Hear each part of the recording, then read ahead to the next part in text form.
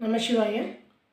நாம் இன்னைக்கு வெங்கடரமணர், அதாவது ரமண மகரிஷி எப்படி மதுரையிலிருந்து திருவண்ணாமலைக்கு வந்து சேர்ந்தார் அப்படின்றத பார்க்கலாம்.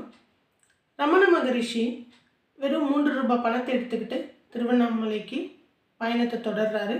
மதுரையிலிருந்து மதுரையில் ட்ரெயின் வந்து அன்றைக்கி பர்டிகுலர்லி 1 hour லேட்டாக வருது அன்றைக்கி அந்த ட்ரெயின். அது இவருக்கு ரொம்ப சாதகமாக அமைஞ்சிடுது. அந்த ட்ரெயினில் ஏறி திண்டிவனத்துக்கே டிக்கெட் வாங்கிடுறாரு. Because he did not know the exact location of Tiruvannamalai. அப்போது திண்டிவனத்துக்கு டிக்கெட் வாங்கிட்டு உட்காந்துருக்காரு. He did not speak to anyone. He was so silent.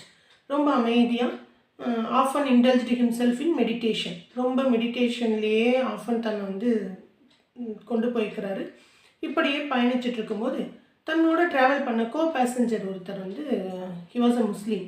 இவரை பார்த்து எங்கே போகிறீங்க அப்படின்னு கேட்டிருக்காரு.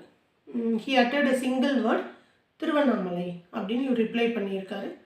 மோர் than that he did not speak anything. எதுவுமே பேசாமல் அமைதியாக இருந்திருக்காரு.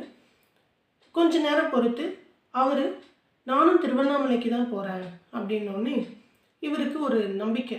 ஏன்னா இவருக்கு எங்கே இருக்குது திருவண்ணாமலைன்னே தெரியாமல் திண்டிவனம் டிக்கெட் வாங்கி ஏறிட்டார்.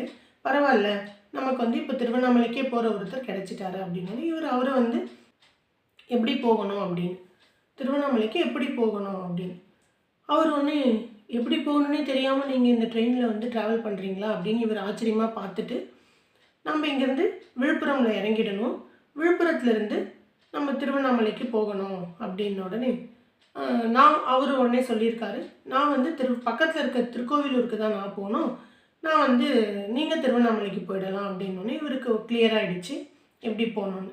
சரின்னு அதுக்கப்புறம் இவர் எதுவுமே பேச